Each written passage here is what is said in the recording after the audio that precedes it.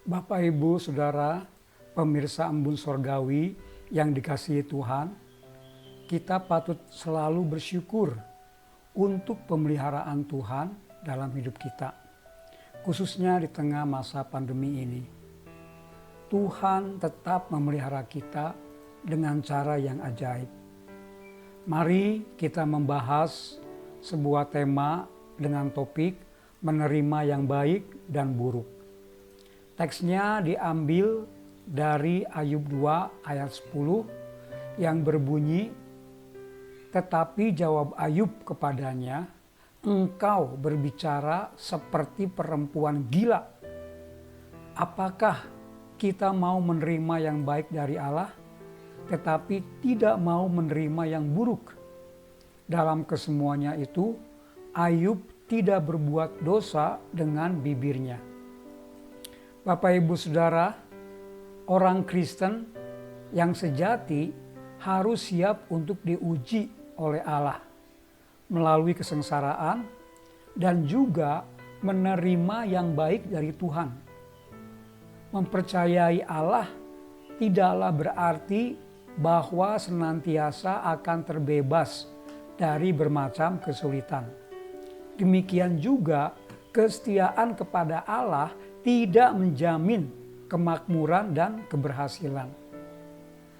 Beriman kepada Allah sebagai Tuhan yang pengasih di tengah-tengah pencobaan dan penindasan mengungkapkan kemenangan iman.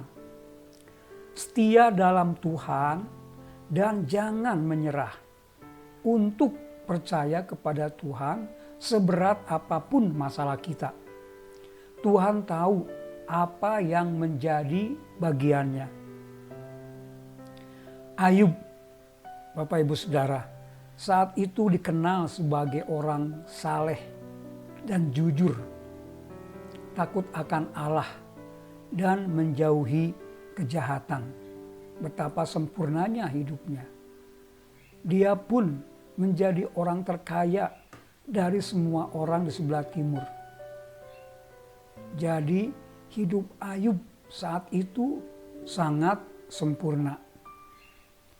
Yang terjadi kemudian sungguh tragis. Seluruh ternaknya yang berjumlah ribuan musnah. Lalu anak-anaknya pun tewas. Sulit membayangkan bagaimana perasaan Ayub saat itu. Dari keadaan sangat nyaman, penuh kelimpahan, tiba-tiba semuanya diambil darinya dalam hitungan menit. Begitu tak tertahankan sakitnya, sehingga ia mengoyak jubahnya dan mencukur kepalanya. Ternyata masalah Ayub tidak berhenti sampai di situ. Seluruh harta dan keluarganya musnah, kecuali sang istri. Tetapi istrinya pun ternyata hanya menambah masalah lewat kata-katanya. "Masih bertekunkah engkau dalam kesalehanmu? Kutukilah Allahmu dan matilah." Ayub juga mengalami penyakit kulit yang mengerikan, penuh barah yang busuk dari telapak kakinya sampai ke batu kepalanya.